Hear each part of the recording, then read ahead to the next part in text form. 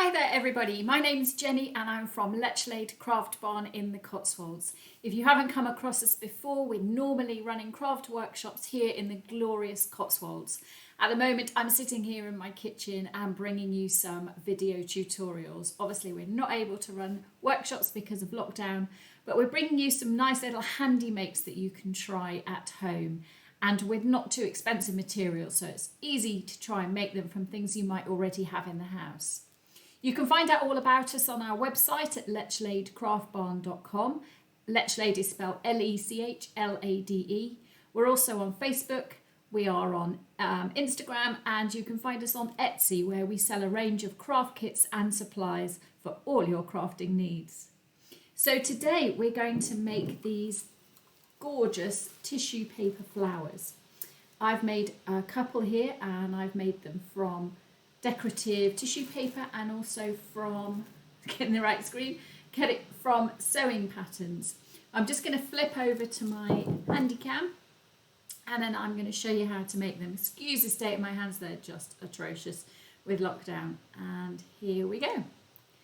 So I bought these gorgeous patterned tissue papers when I was away with some crafty girlfriends in Barcelona last year, and they really are beautiful, but you can get this sort of thing online, sometimes in garden centres, really gorgeous patterns, and they give your flowers a very vibrant look. You can of course buy plain tissue paper, and these flowers look equally gorgeous in plain. I did some last year in red tissue paper with black centres and they just look fab for Poppy Day. And you can see the kind of effect that we're going to be going for with this pretty green one. But today I'm going to make one of these sewing pattern flowers. We've all got these old sewing patterns sitting around in the house. Things that our mum used, our grands used, that we use, and this one is a lovely pantsuit, as you can see. But I am A, not into dressmaking, and B, not going to wear that. So I'm going to make my flower out of part of the pattern that I've taken out of the packet.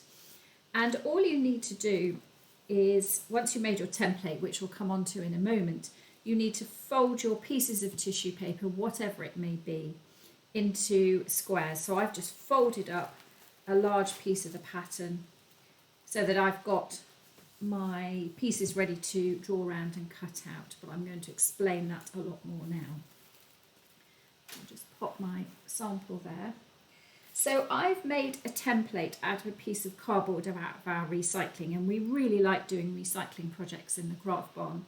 I have to say there's a bit of posh recycling because it's from a Veuve Clicquot champagne box that my husband had as a wedding present a couple of years ago. And it's a really sturdy cardboard. So I've used that, and I've very roughly drawn, almost looks like a four-leaf clover, but a hand-drawn flower just with 4 petals here. You can do it more if you wish, but it gets quite busy anyway, so I don't think you particularly need more. And you just want a bit of an indentation, and I'll show you in a minute how we're going to make that look even more petal-like. So as I say, I folded my sewing pattern tissue into squares slightly larger than my flower pattern, and I'm just going to sit that on the top, and I've got a marker and I'm going to draw around it. Now there's nothing about this project which needs to be precise, which some of you will be glad to hear, but it's all going to get scrunched up to give us a nice flower effect. So we don't have to worry about anything looking perfect like a flower. We don't have to have anything that's symmetrical particularly. It's up to you. You can just freehand draw a flower on the top if you want to, and then we're going to cut it out. So as I say, this is folded as you've seen, so I'm just going to cut all of the layers at once with my big long handy scissors. We love these scissors in the Craft Barn. We get them from our local scrap store for a couple of pounds, but they're so handy we keep ones for fabric and ones for paper because they've got such a long blade on them. They're great for cutting out bigger projects. Just get rid of some of my rubbish. I'm just going to cut round. I'm just trying to cut that dark blue off. Normally I do it with a pencil, but I've done it with a marker today so that you can see what I'm doing. So just carrying on cutting round, and that's giving me a pile of cut flowers,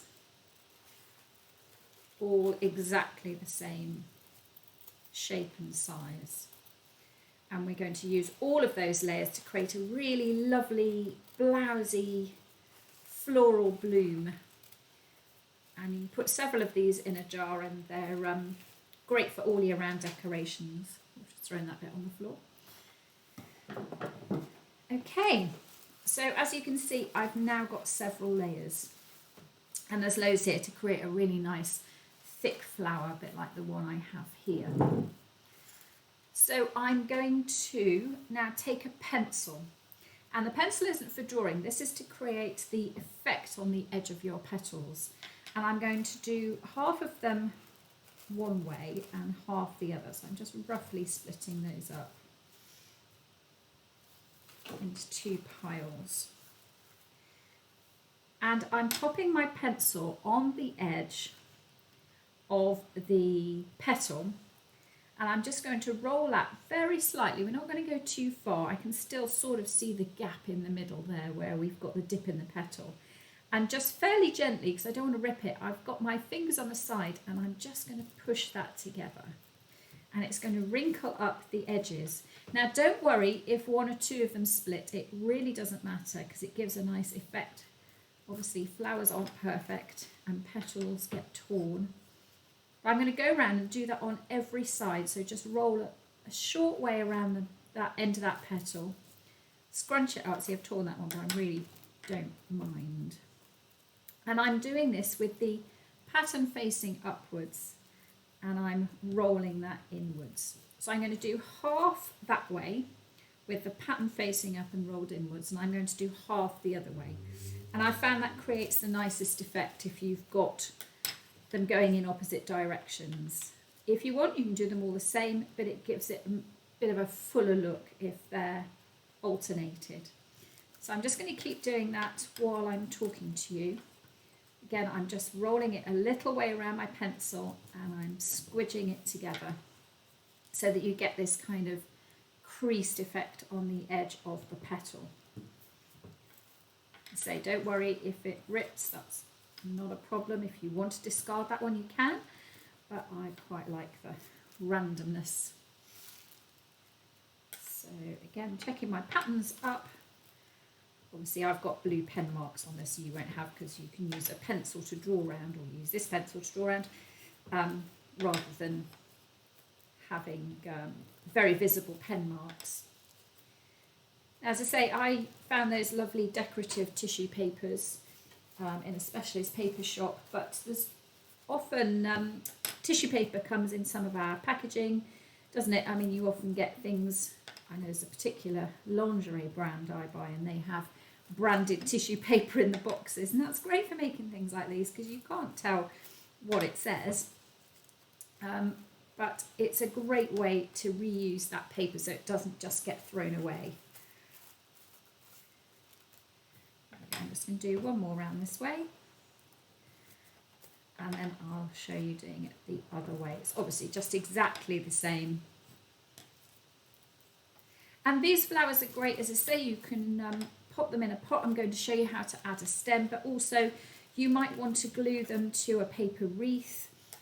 This sewing pattern colour looks great with sort of old music and old books. It might be that you want to create a backdrop for a wedding or an event, or even just in a bedroom or something, and you can stick them to a large piece of card, say a heart shape or a wreath shape, and they just look really super. Obviously you have to make quite a lot of them in order to do that. So I'm just going to do some petals going the other way. So I'm flipping it over so that my pattern is face down, and I'm doing exactly the same, just rolling that a little way around my pencil, and then gripping it quite firmly and scrunching it together. And they do stay. I mean, the ones I made previously, you know, they've, until I've thrown them away because they've gone faded or dusty, they do hold their shape. So a couple more here. Again, I've got my pattern face down, rolling it a little way, scrunching the tissue paper together.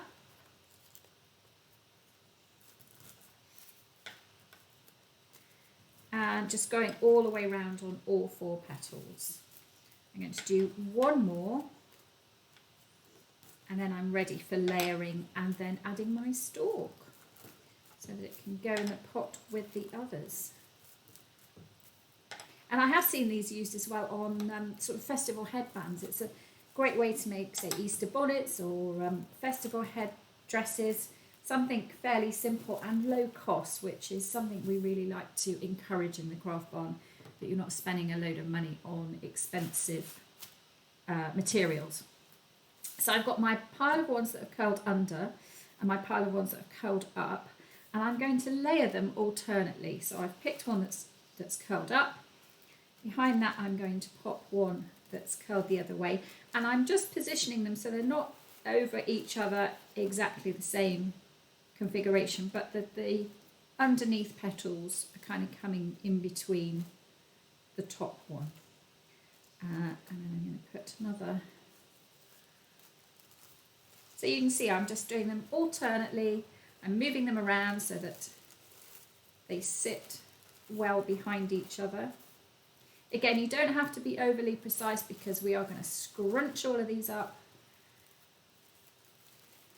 But the more you've got variety, the fuller the bloom will look. There we go, that's my last 2. So as you can see, it already looks like a nice big firm flower. So the next thing we're going to do is we're going to poke a couple of holes in the middle. Now, there's a couple of things you can use for stalks. I've got a green long pipe cleaner here, which I'm going to use today. I've also done them with florist wire. You can obviously wrap them in florist tape if you want to, but that's just a plain wire, and I've done them with that as well, because if you're not going to see the bottom of your flower, it doesn't really matter. You just need something to be secure.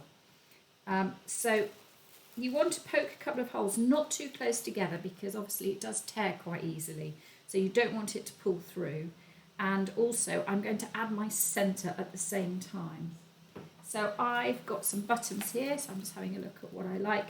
In some of these I've layered up and used 2 buttons in the middle. That's one with wire. Some of them have just got one, but I'm going to use this pretty floral wooden button today, and I'm just going to go across 2 opposite holes to secure it together. So I'm going to actually use my wire initially just to poke my holes, because that might be a bit fat and furry, a little bit like myself. So I'm poking one hole in here. Now it is quite tough to get it through, so just watch your fingers at the back. Make sure you're not poking through your fingers, but I've just got that going through there. And then I'm going, it's a little bit of an angle, just so that it's not too close together, but it's roughly the right place so that we know it's not too far apart for putting it through the button. So again, I'm just coming through at the back, and I'm still holding on very firmly to my petals. So I'm going to pop my pipe cleaner through, if I can find the hole. That's the tricky bit. Okay. I might have to re-pierce that actually. I'm not sure I can feel where that is. It's going to make that a little bit bigger.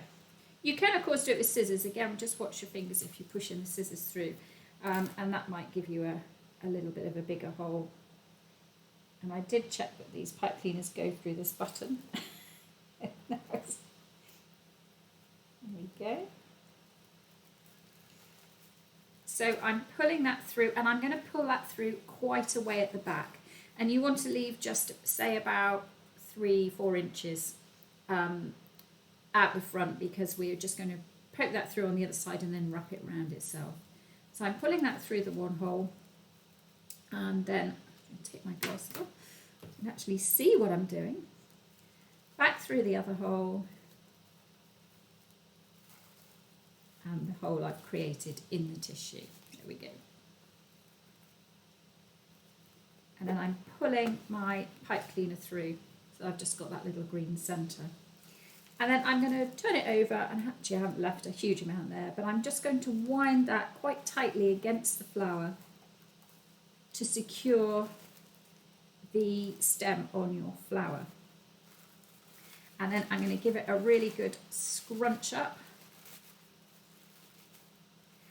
And it really is as simple as that. And these together, as I say, on a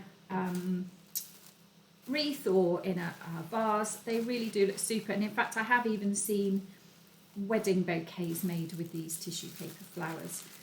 They're so simple, as you see. You just put a few together and they just look really lovely and full and blousy. And pop them in a vase. Probably all just collapse them. Here we go. And I think they look really super. So there we go, that's our flowers. Oh, I can't work out which way to move with this camera. Everything's backwards. So there are our tissue paper flowers, and I think you'll agree with me, they just look really lovely and so simple to make. And that's what our quick videos are all about. It's something really simple that you can do easily at home, hopefully with things that you've got in the house. You haven't got to try and shop online or get any craft supplies from anywhere. If you do need kits, however, and you do need some new projects to try, then have a look in our Etsy shop. We are Lechlade Craft Barn again on Etsy, and we've got all sorts of little mini makes in there. We've got yarn for knitting and crocheting, all sorts. Go and have a look, see what you think. And if you do make these paper flowers, please find us on Facebook if you're online, or on Instagram, and share your pictures with us. Tag us at Lechlade Craft Barn. We'd love to see them, and hopefully we'll see you soon at one of our real live workshops. Who knows? Take care. Thanks, everybody. Bye.